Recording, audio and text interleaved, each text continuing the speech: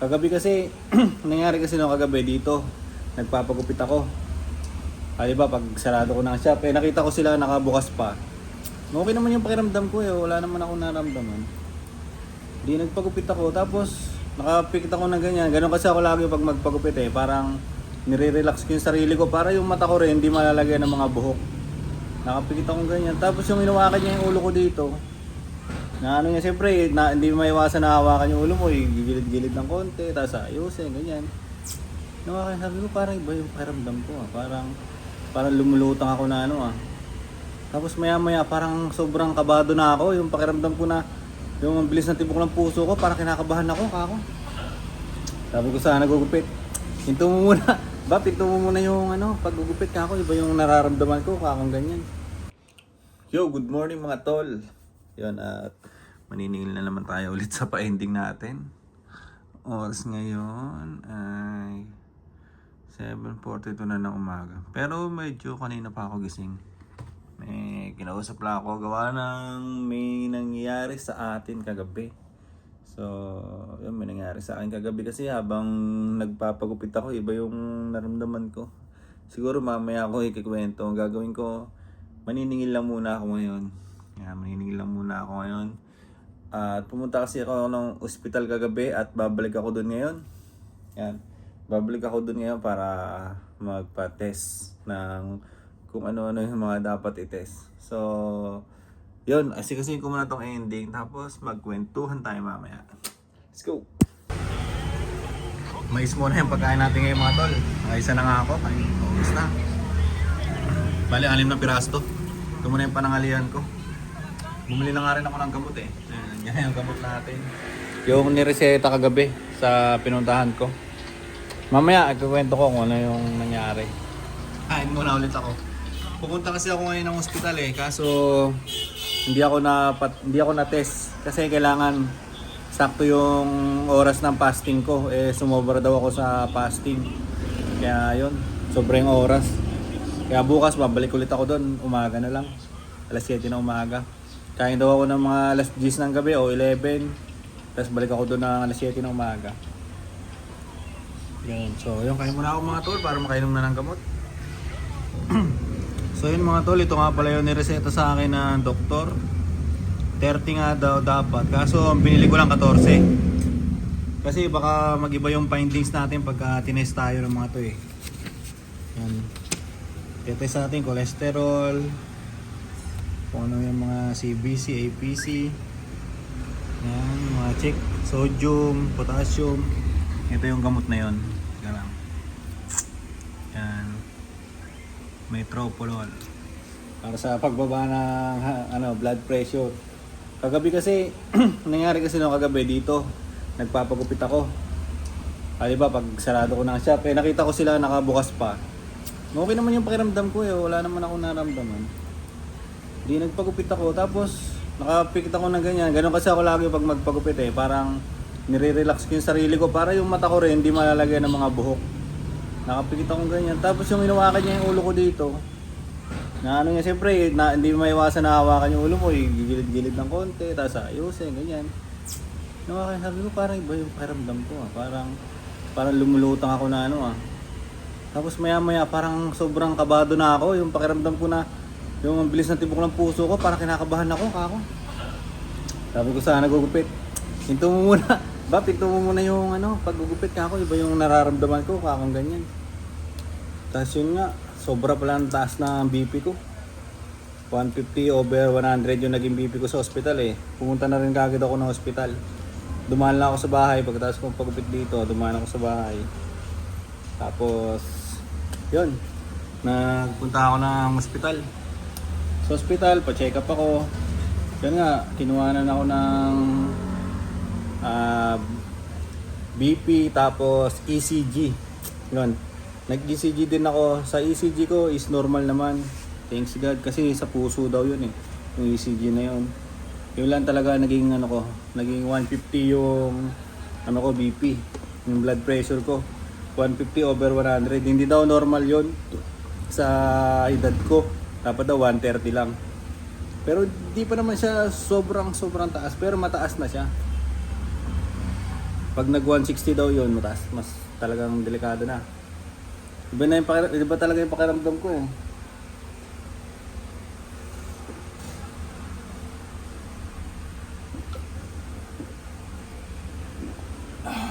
Ngayon nga, medyo nahilo-hilo pa ako ngayon. Basta yung pakiramdam na ano, yung mga oras na yon, hindi ko alam yung gagawin ko, namumutla ako na basta ano ba yan? Siguro nga dahil sa lifestyle ko, di ba, nag-uumpisa pa nga lang ako bumalik eh, magpapawis. Nag-uumpisa pa lang ako magpapawis eh. So, ganun yung ano natin. Kaya kailangan magpa-test tayo. Yung mga test natin, kailangan puntahan na natin yan. Noong nakaraang taon kasi, July, birthday ko noon. Ganun yung ano sa akin eh. Na high blood din ako. Nagpapunta ako doon. Kasi yung BP ko naman noon, okay naman. Wait. Yun mga tol, kakatapos lang ng NBA. At baka mag-day off ako bukas. Dito sa shop at doon sa ending natin. Kasi nga ano nga tayo, di ba? Magpapatest. So nag-inom muna ako ng ano ngayon, Del Monte, dalawa yung pinili ko. Yan. Inom tayo ng pineapple juice. Mais yung pagkain natin ngayon, tapos bumuli rin tayo ng saging saba. Yan, pang merienda natin mamaya. May mga ano rin dito, iuwi natin to. Dito ubas na seedless. Yan, yun yung mga puputripin natin. Pwede natin iuwi na to. Busog na ako eh. At magre-reduce tayo ngayon. Subukan natin mag-reduce na. Kasi nga kahit na nagsisimula na ako mag-gym sa bahay, di ba? Minsan may araw na ang lakas ko pa rin kumain talaga, ang daming kanin, yung dalawang kanin kasi ang dami na nun eh. Tapos minsan ulam ko pa yung mga baboy pa, di ba? Ma-cholesterol. So ayusin na natin. Kaya ko na maranasan yung mga ganun ngayon. Nagsabi na pa naman ako kay Utol, sabi ko sa kanya kahapon, Tol, baka dito muna ako sa bahay, magpapahinga, mag-exercise ako. Niisip ko, pagka ganun, di mas lalo wala tayong kikitain, di ba? Saka dinesisyon ako na lang din na pauwiin ko na si baby. Ang plano kasi namin, mag-extend siya dati, di ba? Ngayon, uwi na lang siya, di ba? At least, may kasama ako dito sa Pilipinas, sa bahay. At baka hindi na rin ako aalis niyan. Baka, iba kasi talaga yung pakiramdam. Nakakatakot yung nangyari na yun. Sa akin kasi first time eh, di ba? Hindi naman normal sa akin yun eh.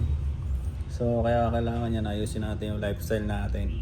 Kain tayo ng masustansya, magpapawis tayo. Diba? Iiwas na ako sa vape talaga, saka sa yosi. Iwasan natin yan, pati alak. Mag-healthy living tayo. So sa akin, yung pagre-renew ko sa EPS account ko, bahala na. Hindi ko pa tinutuldukan kasi hanggang 11 pa naman yun eh. Baka may araw na makapag-isip-isip pa ako, di ba? Ngayon kasi parang ayaw ko na siya eh. Parang ayaw ko na sumugal doon. Parang okay na to yung mga hassle ko ngayon, di ba? I-ano ko na lang, ayusin ko na lang to. Parang gano'n, at total may trabaho naman dito. Ganun yung ako. Kaya nagbinawi ko yung sinabi ko kay Utol na ano eh, na magpapahinga muna ako tol, kakong ganyan. Gusto ko mag-exercise muna, di ba? Yung paggising ko, jogging ako doon sa lugar namin. Madang hapon, mag-workout ako. Parang ganun yung sana yung trip ko. Sabi ko nga kanina, gusto ko na lang pauwiin si baby.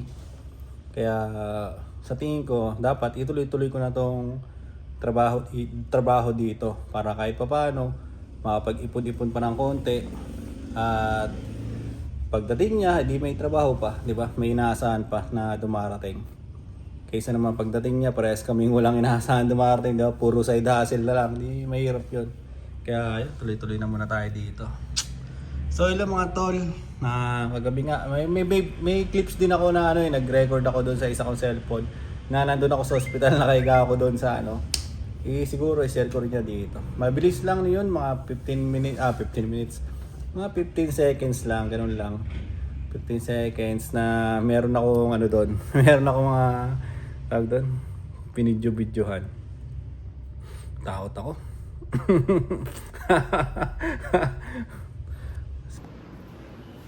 Dito ako sa ospital, mga tol.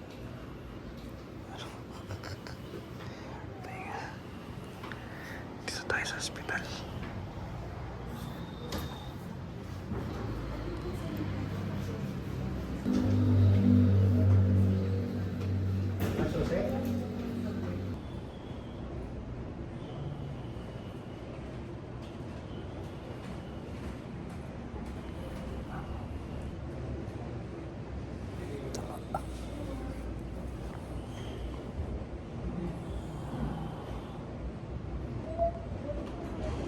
So, nakakatakot talaga mga tol, lalo na pag kayo lang mag-isa. Diba, nababanggit ko naman ako nga lang mag-isa dito sa sa tinitirhan ko. Kaya ang ginawa nila Ermaton, umuwi sila nung gabi na yon. Nung sinabi kong magpupunta ako sa umuwi sila, tinawagan sila na baby. Tapos doon sila natulog sa bahay. Kaso kanina madaling araw, umuwi na rin sila kasi may trabaho doon eh. Marami silang ginagawa doon sa nila utol, daming trabaho nila doon. So, yun, bahala na yan. Ganun pa rin yung natin, buhay natin. Pasok ulit tayo dito sa trabaho. Pero bukas magde-day off ako. Papa-check up ako. So, yun, taas ng BP ko, 150 over 100. Di ba? Hindi daw siya normal, mataas daw talaga. Hindi siya normal sa edad ko. Dapat daw 130 lang yung BP ko. Ganun sa akin, napakataas. So bukas sana makapag na ako. Pumunta ako kanina overfasting daw ako eh. Sumobra daw na 2 oras. Ang huling kain namin kasi madang 11 yata yun eh. 11 o mag-12. Ganun yung huling kain namin eh. Dumating ako doon ng alas 10. So parang 12 hours mahigit na yung Kaya pag kumain daw ako ng alas 10 mamaya, kailangan mga alas 7 nandun na ako. Punta na ako doon. So yun lang muna mga tol para sa ngayong araw. In-update ko lang. Yun yung nangyari sa akin kahapon, kagabi. Yun yung nangyari sa akin. So medyo nakakatakot na hindi ko maintindihan. First time kasi yung mangyayari sa atin eh. At pa noon, dagdag ko lang sa kwento ko. Kasi bago nangyari yung ngayon, yung hapon, uminom ako ng energy drink. Yan, uminom ako ng energy drink. Siguro dahil doon nag-trigger yung nagpapalpitate. Sumakto pa na parang kinakabahan ako, kaya nagpanic ako. Yung sarili ko nagpanic, parang nakaupo lang ako doon, bakit kabado ako? Bilis ng tibok ng puso ko, gano'n. Nagsabay-sabay siya, tapos dumagdag pa yung high blood pa ako. O mataas yung BP ko. So yun lang muna mga tol. Hanggang dito na lang muna itong vlog natin para sa ngayong araw. Bye bye!